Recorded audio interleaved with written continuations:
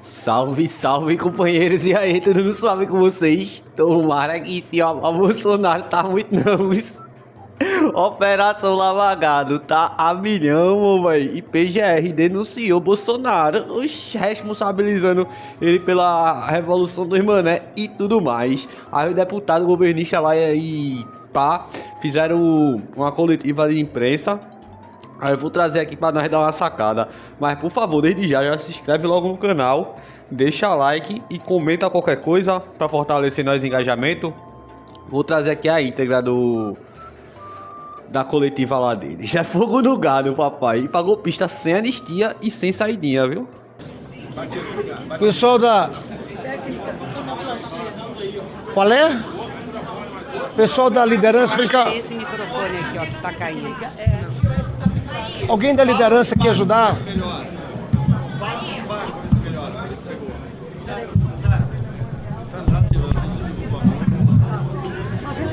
Veja, opa. Veja agora. Alô? Não. Pessoal, nós não temos equipe das lideranças aqui, por favor.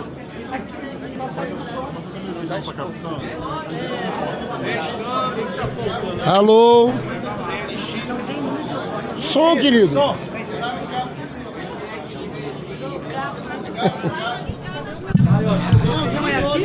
Alô? E a garrafa? Ah, desligaram. Quem fez primeiro a coletiva desligou.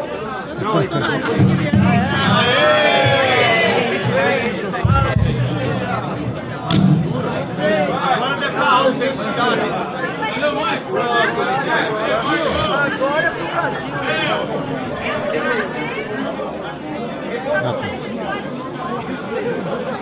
Que assessoria até de água.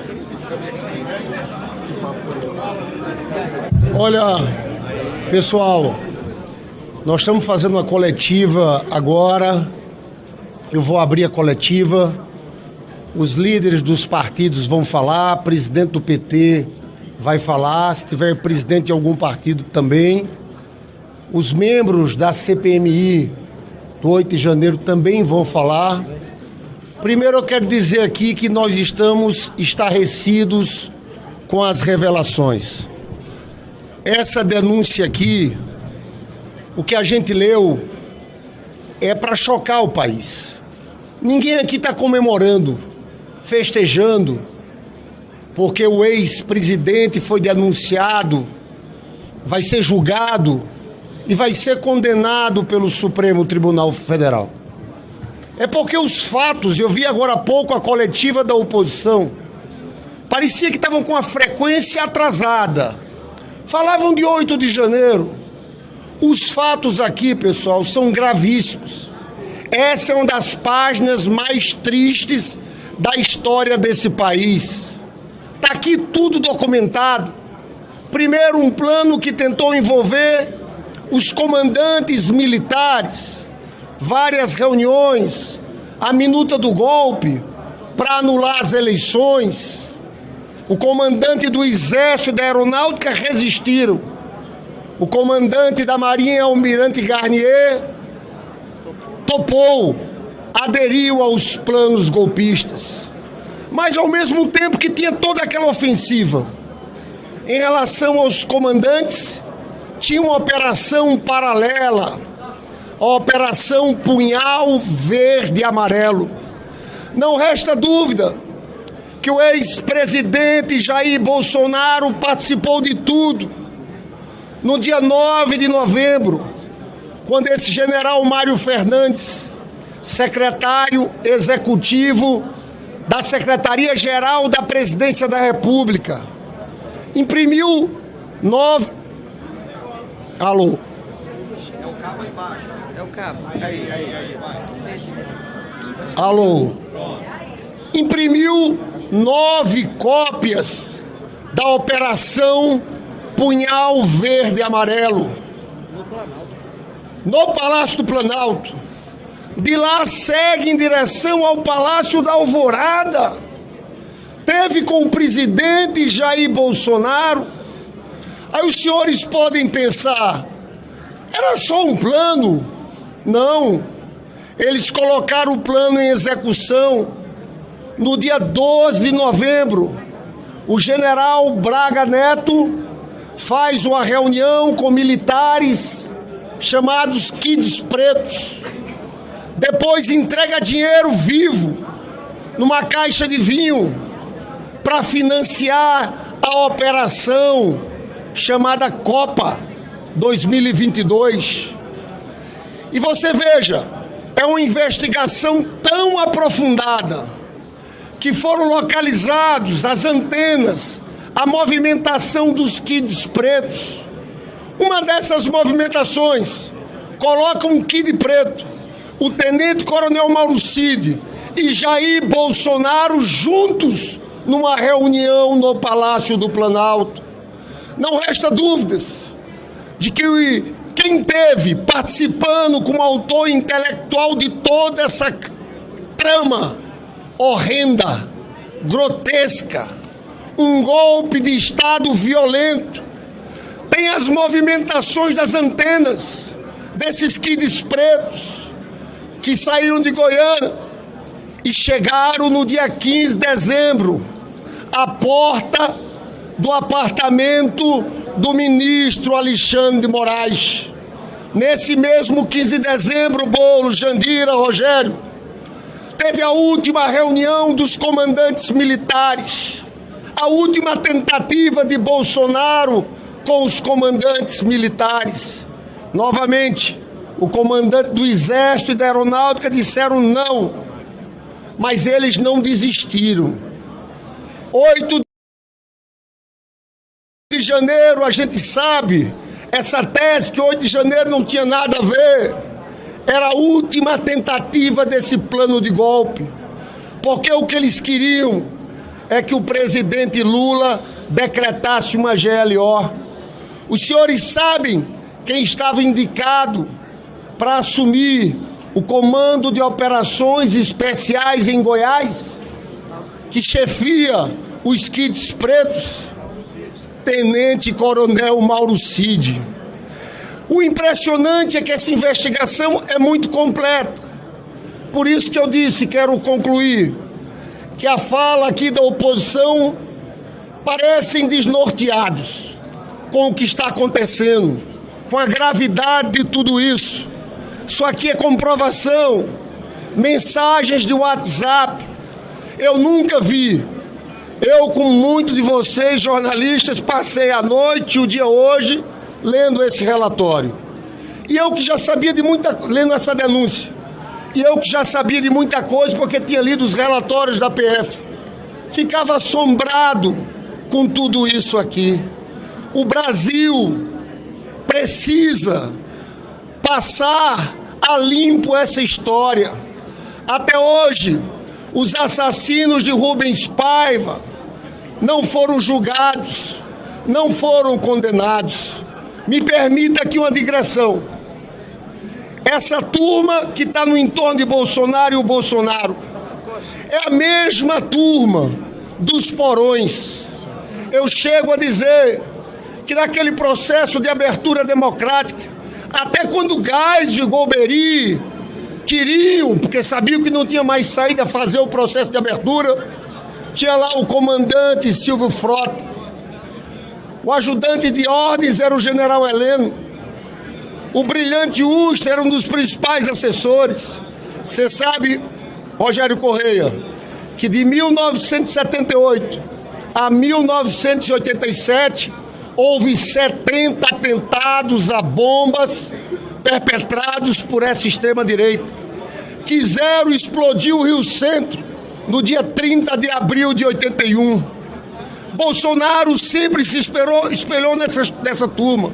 Sempre disse que era necessário matar mais.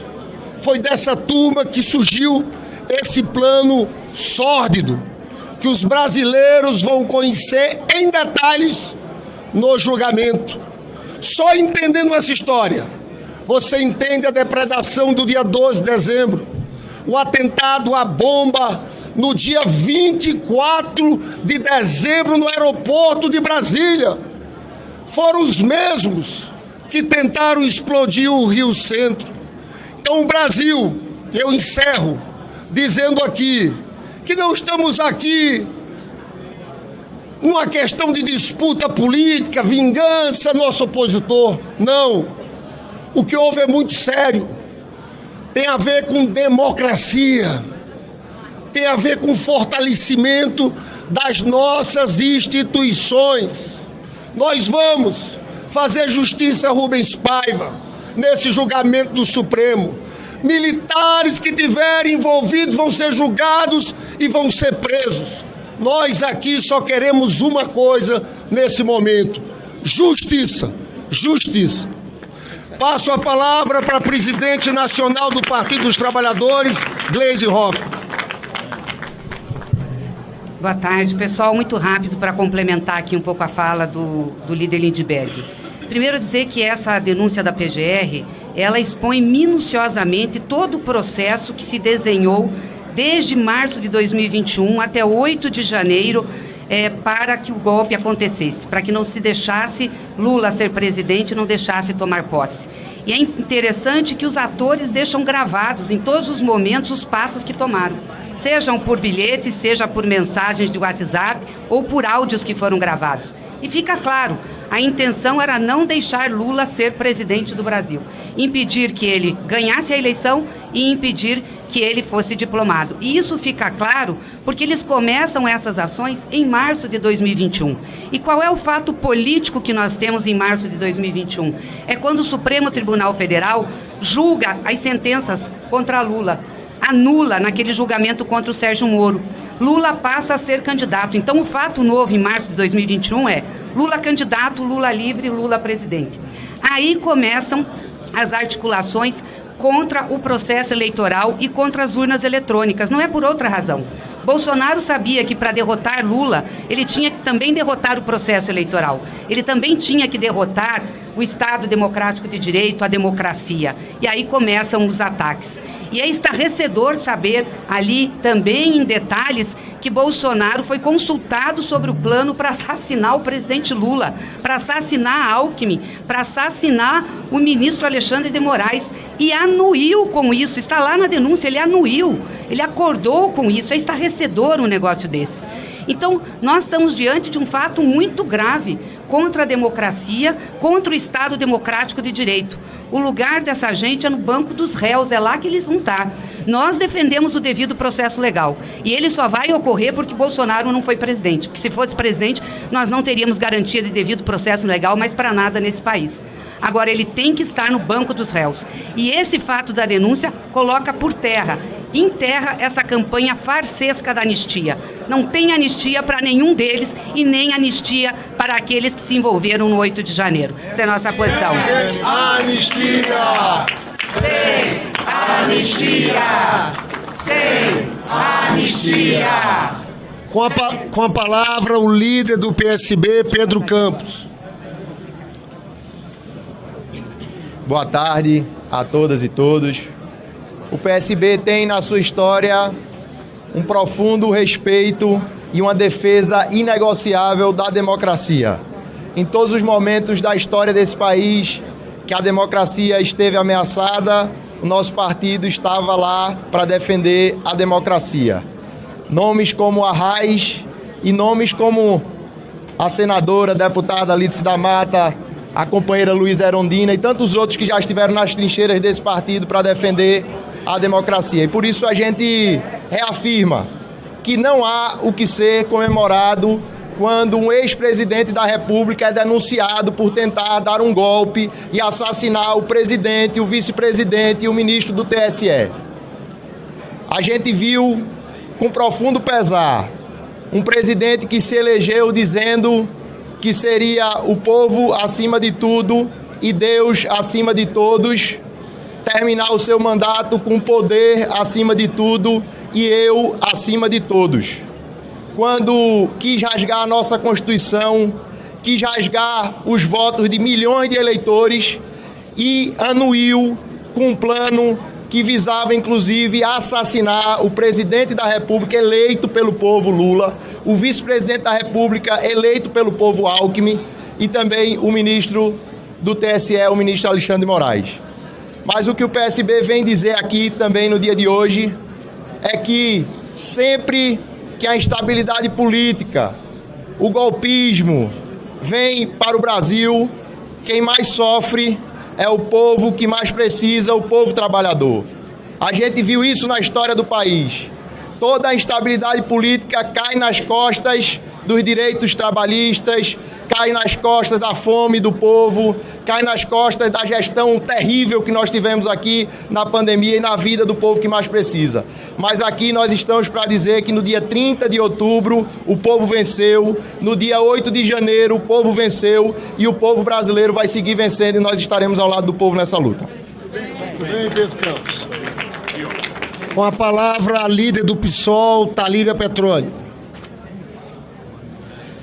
Boa tarde a todas, a todos. A democracia é um bem muito valioso para o nosso país, muito valioso para o povo brasileiro.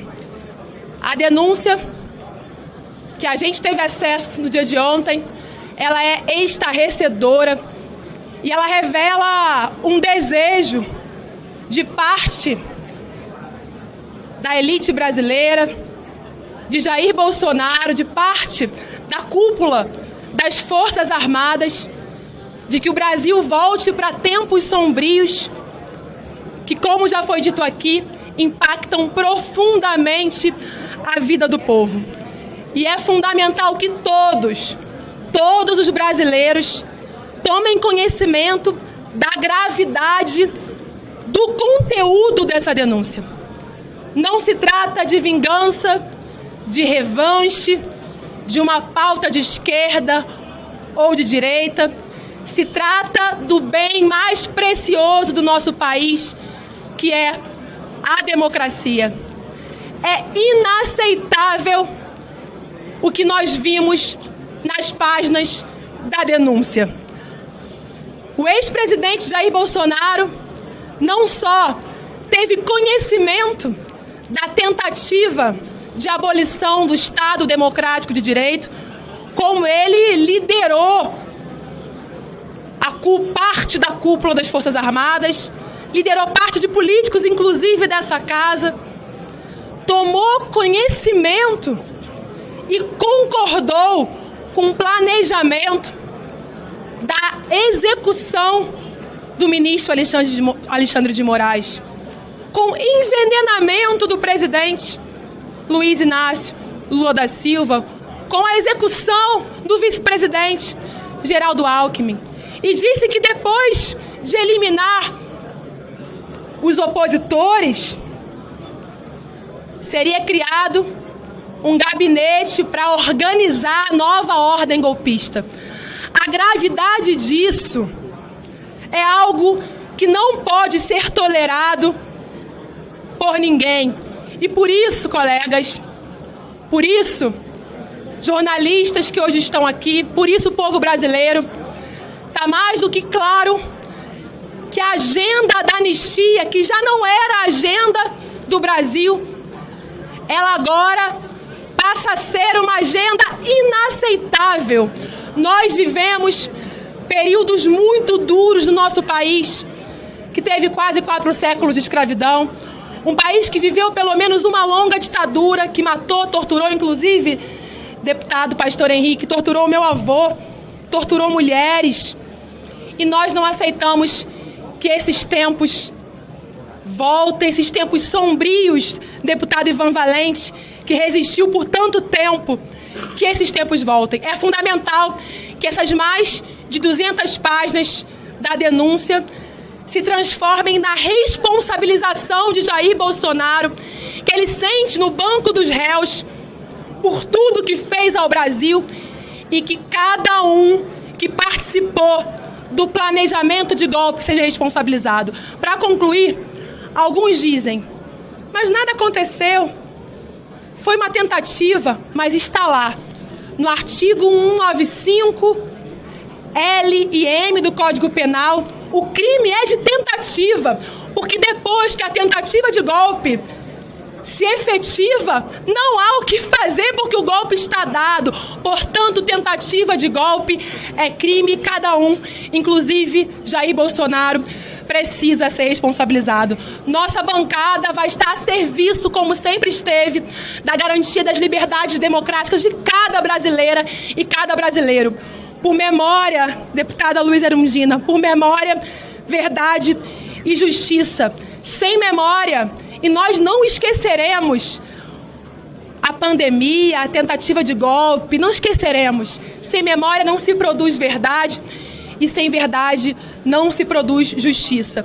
Queremos justiça e eu tenho certeza que nós teremos a justiça com a prisão de Bolsonaro e com a responsabilização de cada um que participou da tentativa de golpe. Com a palavra agora o líder do PCdoB, Renildo Calheiros. Boa tarde a todas e a todos. Penso que nós vivemos um momento muito importante para a democracia brasileira. A curto e a médio prazo, a democracia brasileira irá depender muito da análise e do julgamento desses fatos que estão sendo apurados no atual momento. O Brasil tem, infelizmente, um histórico de golpes militares. E esses golpes sempre foram precedidos de algumas tentativas frustradas.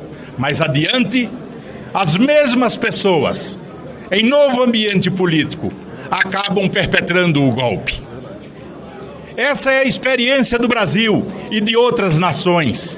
Portanto, nesse momento, a sociedade brasileira precisa dar muita força ao Supremo Tribunal Federal para que ele faça um julgamento justo e enfrente as questões com as medidas e as punições ao alcance de cada crime, seja contra quem for. Essa é uma experiência que poderá, ao contrário do que eles pensam, fortalecer muito a democracia brasileira. E é um paradoxo. Ao mesmo tempo em que a democracia corre um sério risco, pode também se transformar num momento de grande afirmação da democracia. Nós aqui já lutamos por anistia no Brasil. O Brasil é um país que tem tradição em conceder anistia. Faz parte da nossa cultura. Como surgem as anistias historicamente? As anistias surgem como uma maneira de se pacificar a nação. Depois dos episódios realizados, a anistia surge como consagração de um reencontro da nação. A anistia não pode ser concedida e sequer debatida durante a execução dos crimes. Como pode você chegar numa feira, ter alguém esfaqueando outros e você começar a dizer que esses crimes serão anistiados e que isso aí não vai ter pena nenhuma? É sobretudo um estímulo, um incentivo a que esses crimes continuem ocorrendo, que esses assassinatos continuem ocorrendo. E não estamos discutindo coisas simples. Está comprovado que eles tramavam para assassinar o presidente da República do Brasil, assassinar o vice-presidente da República do Brasil, assassinar o ministro do Supremo Tribunal Federal. É uma irresponsabilidade normalizar esses fatos. Não podemos aceitar isso como uma coisa normal, como uma coisa do cotidiano. É preciso que a sociedade brasileira coloque muita energia nisso. E nesse momento passa por fortalecermos o julgamento do Supremo Tribunal Federal. Isso é decisivo para a democracia brasileira. Mas nós podemos, desse momento de dificuldade, desse momento de grande risco que a nação vive, sairmos com a democracia brasileira fortalecida. Muito bem, Renildo. Nós vamos escutar agora os três componentes da CPMI que estão aqui, da CPMI de 8 de janeiro, Jandira Fegali, Rogério, Pastor Henrique e a presidente do PSOL, Paula Curati, para encerrar aqui depois a nossa coletiva. Com a palavra, Jandira Fegali. Eu quero, em primeiro lugar, de quem participou da CPMI do 8 de janeiro, que produziu um relatório de 1.100 páginas e que, pela primeira vez em todo esse debate, apontou Jair Bolsonaro como chefe da organização criminosa e chefe do processo golpista. Nós propusemos indiciar 61 pessoas, entre eles 8 generais, e todos estão agora na denúncia da PGR. Mas eu quero dizer, Lindbergh, que tem uma coisa importante para comemorar, que é que pela primeira vez no Brasil, golpistas serão punidos. Isso não é algo para a gente considerar secundário, simples, porque as anistias anteriores que foram dadas, particularmente na ditadura militar, quando foi dada a anistia para os presos políticos, mas também para os torturadores, eles estão aí. Todos os filhotes desses torturadores estão aí e tentaram dar um novo golpe.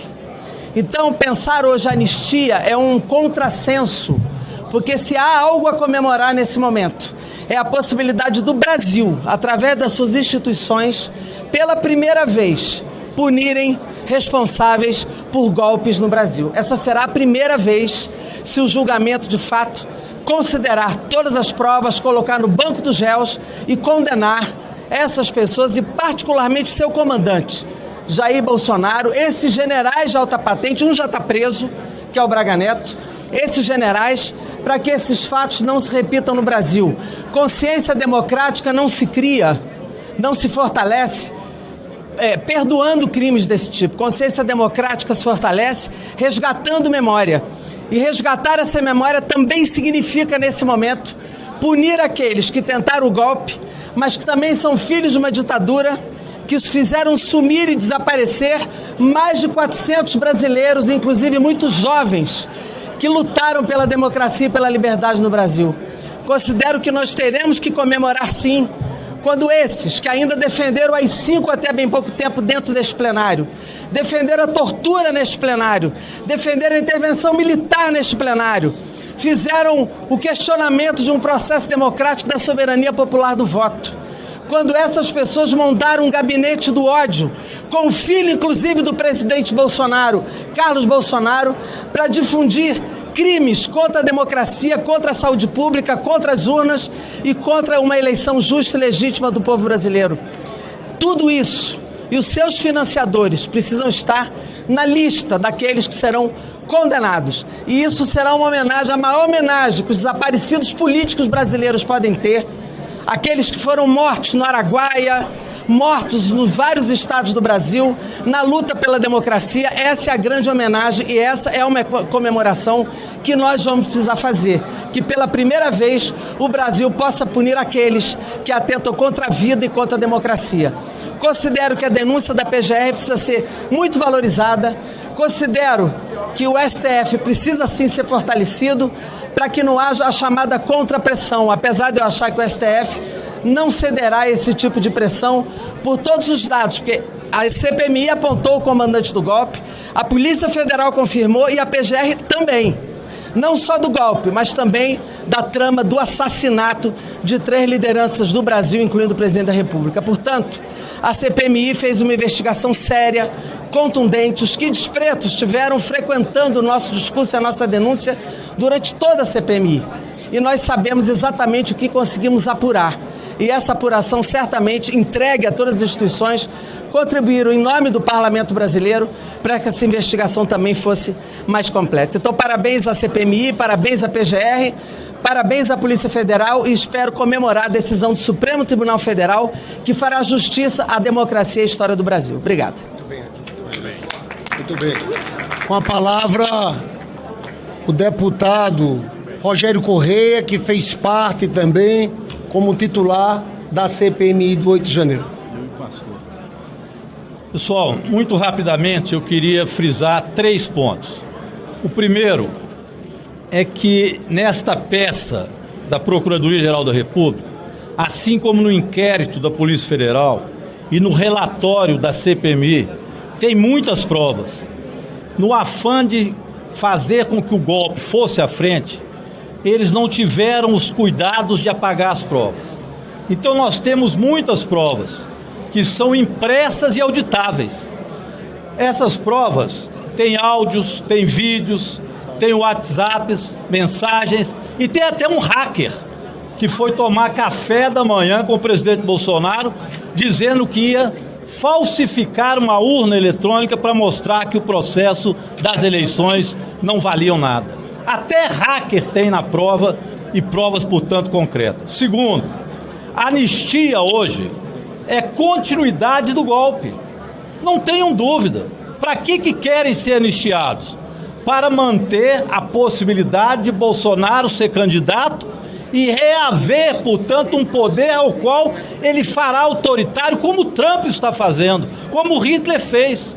Ou alguém tem dúvida que o retorno deles, com uma anistia desta, não seria um governo autoritário que nós teríamos no Brasil? A anistia é a continuidade do golpe. A anistia é interditar a justiça. Por isso eu queria parabenizar hoje o presidente Alcolumbre, que é de um partido do centrão, de centro-direita ou de direita, sei lá qual ideologia que ele tem, não é esse o que interessa agora. Mas ele diz claramente, não é assunto da anistia o Congresso Nacional agora, esse assunto é do Supremo Tribunal Federal. O Alcolumbre já matou essa tese da anistia e eu espero que o presidente Hugo Mota também faça isso aqui, porque ele nos disse, pelo menos eu ouvi, que isso não iria aqui na Câmara prosperar. Então a anistia para eles é só uma continuidade do processo do golpe. E por fim, pessoal, a dosimetria que nós fizemos na CPMI, né, Jandira e pastor Henrique, foi uma dosimetria de 28 anos de cadeia, que está coincidindo com a dosimetria também da Polícia Federal e agora da Procuradoria-Geral da República, que chega a 34 anos, porque imputa a ele também, Bolsonaro e eles, a responsabilidade pelo quebra-quebra. Não tiveram aqui quebrando, mas mandaram quebrar. Isso também é parte do crime. Muito bem, Rogério.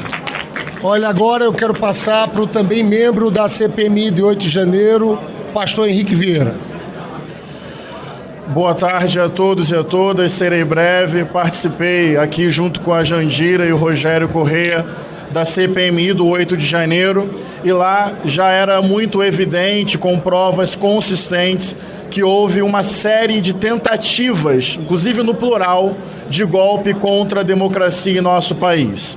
Lembro, por exemplo, do aparelhamento da Polícia Rodoviária Federal no contexto do segundo turno, especificamente no dia 30 de outubro, com uma série de operações policiais na região Nordeste, com o objetivo de dificultar o acesso aos locais de votação em uma área onde o então candidato Lula tinha a preferência popular. Faz parte da trama golpista.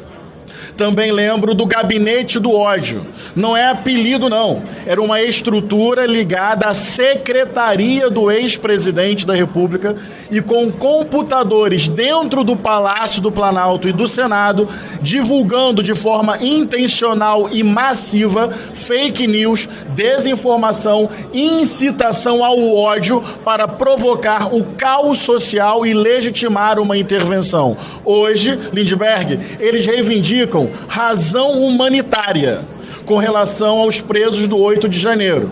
O que é curioso, porque é o mesmo grupo que exalta tortura, ditadura, falando em razão humanitária. Mas o fato é que se essas pessoas chegaram aqui, nesse nível, com uma pauta abertamente ilegal, portanto não era só depredação de patrimônio público, embora isso já seja crime, seja grave, a pauta era abertamente de antidemocracia. Eles estavam comemorando o fim de um governo democraticamente eleito, criando provas contra si. Mas se essas pessoas chegaram aqui, chegaram mobilizadas por milícias digitais que partiam diretamente desse núcleo chamado Gabinete do Ódio, provado pela CPMI. E o último aspecto que eu quero lembrar foi como funcionou a cúpula da polícia militar aqui no dia 8 de janeiro. Como aquelas pessoas chegaram aqui? Porque foi deixado intencionalmente que elas chegassem até aqui com um plano absolutamente falho de segurança. Quem era o secretário de segurança? Anderson Torres. Quem era Anderson Torres? Ex-ministro da Justiça. O que foi encontrado na casa de Anderson Torres? Uma minuta golpista. E onde ele estava naquele momento? Nos Estados Unidos. E quando ele foi mandado voltar para o Brasil, esqueceu o celular dele lá. Gente, é tão óbvio que houve uma tentativa de golpe. E é estarrecedor saber que o ex-presidente, por exemplo, sabia, e conforme já foi dito, quis o assassinato de 3 pessoas. Isso não pode ser um debate sobre esquerda, centro ou direita. É um debate sobre democracia, sobre civilização, sobre direitos individuais básicos. Então o chamado é para a sociedade brasileira, inclusive na sua pluralidade política e de ideias, criar uma linha divisória. Aqui está a democracia, lá está a extrema-direita, que é golpista, que é autoritária, que é antidemocrática, que é violenta, que tem carro-bomba, homem-bomba, plano de assassinato e tentativa de golpe. Anistiar, por exemplo, eu termino com isso, é normalizar a extrema-direita como uma força política legítima dentro da democracia. Mas está provado, para além de opinião política e ideológica, que é um grupo político capaz de matar em nome da sua sede de poder. E concluo até reivindicando um pouco da minha dimensão de fé, eu que sou discípulo de Jesus e comprometido com o Estado laico, a democracia e o diálogo interreligioso. Chega a ser um contrassenso reivindicar um torturado que é Jesus para exaltar torturadores. Então eu termino dizendo que não anistiar é em memória também de Dom Paulo Evaristo Armes, de Dom Helder Câmara, de Frei Tito de Alencar Lima, de Irmã Dorothy. É um chamado à sociedade brasileira. Diferentes credos, diferentes opiniões, a democracia pressupõe pluralidade, mas não inclui autoritarismo e golpismo, portanto, sem anistia, devido ao processo legal e direito de defesa, não somos autoritários, mas queremos justiça. Ditadura, nunca mais. Muito bem. Olha, com a palavra, a presidente do PSOL, Paula Corati. Vou abaixar um pouquinho que eu sou baixinha. Que Jair Bolsonaro não tem o menor apreço pela democracia, já é conhecido por nós. Basta lembrarmos, há 8 anos atrás, quando ele exaltou um notório torturador em plena Câmara dos Deputados durante o processo de golpe contra Dilma. Mas as denúncias que apareceram ontem da PGR são gravíssimas, são estarrecedoras e mostram não só uma tentativa, mas um processo que vem desde 2021, quando Lula recupera sua elegibilidade, Bolsonaro e sua corja passam a tramar um plano macabro para atacar a democracia no Brasil e que passa pela influência nas eleições de 2022, que passa pelos travamentos das rodovias em 2022, que passa pelas bombas, por terrorismo de Estado aqui no aeroporto de Brasília e que tem como ápice os atos golpistas de 8 de janeiro. E como foi muito bem lembrado aqui está entre nós Luiz Erundina, Ivan Valente, grandes combatentes pela democratização do Brasil contra a ditadura militar. E eu quero dizer que é muito importante que a gente enterre de vez esse projeto da anistia. O país não está interessado nisso, o país está interessado em melhorar a vida do povo. O parlamento tem que se debruçar sobre questões caras à democracia e a anistia precisa ser enterrada, porque se tem uma coisa que nós aprendemos com o passado é que nós precisamos enfrentar todo o golpismo. Então, para o PSOL, contem com o PSOL, a nossa bancada aqui vai dar, junto com os partidos juntos, nós vamos enfrentar o golpismo e vamos dizer que ditadura nunca mais no nosso Brasil. Pessoal, eu queria agradecer a todos. Vocês viram na fala de praticamente todos que não existe menor clima para se debater anistia. A declaração do presidente do Senado é importante, mas queria chamar a atenção que a partir de hoje, Bolsonaro está denunciado. O substitutivo da anistia não é sobre 8 de janeiro. Eles falam depois da eleição até a data da sanção. Eu quero, Rogério, chamar a atenção. O ex-presidente Jair Bolsonaro se movimentar por um projeto de anistia, na minha avaliação, configura crime de obstrução de justiça. É um dos casos de prisão preventiva. Eu posso dizer aqui que eu tenho uma certeza, que esse PL da anistia não tem menor chance de prosperar aqui. Muito obrigado, agradecemos a todos. Sem anistia! Sem anistia! Sem anistia! Sem anistia! Não é para comemorar? É capaz mesmo. Vamos no plenário. É, papai, não vejo a hora desse dito cujo ser preso e ser condenado, tá ligado? Oxi, é vários crimes, meu velho. É organização criminosa na qual ele é acusado de liderar. Pelo que eu tava vendo aí, quando o cara é líder nessas fitas aí do bagulho, a pena já aumenta, já tem atenuante. E quando é funcionário público também, na época ele era presidente, então... Oxi, sem pano, eu não sei se vai servir porque ele não é mais funcionário público, né? Mas tomara que dê atenuante também pro Lazarento. Aí tem o crime de golpe de Estado, abolição violenta do Estado Democrático de Direito. Tem dano ao patrimônio e dano a patrimônio tombado. Vai ser pra mais de 20 com certeza. E cabe até mais que 30, viu? Aí eu vi a galera da imprensa falando, não, que é 28, não, que é 29 no máximo. Mas a galera tava fazendo essas contas aí, não tava calculando o bagulho dos danos aos patrimônios, não. E mais pra frente, se Deus quiser, ainda vai vir aquele bagulho de roubo de joia e tal, falsificação de cartão de vacina. Meu irmão, esse bicho vai pegar em bomba, mas é muito merecido mesmo. Enfim, eu vou encerrar já o vídeo por aqui. Na humildade, se não for inscrito ainda no canal, se inscreve, aperta no like caso não tenha apertado até agora. E tem uma coisa que é muito importante, que é comentário, ajuda bastante pro vídeo chegar mais longe. Na dúvida do que comentar, joga um viva Lula, viva Xandão, viva Paulo Gonet, viva Flávio Dino, viva a democracia, ou então até mesmo viva a Operação Lava Jato. E pra golpista é sem anistia e sem saidinha, papai. Golpista bom, é golpista preso, meu véi. Inscreva-se, curta e compartilhe. E se possível, manda um Pix. Estou precisando muito e só o Bolsonaro que não precisa recebeu. Até a próxima!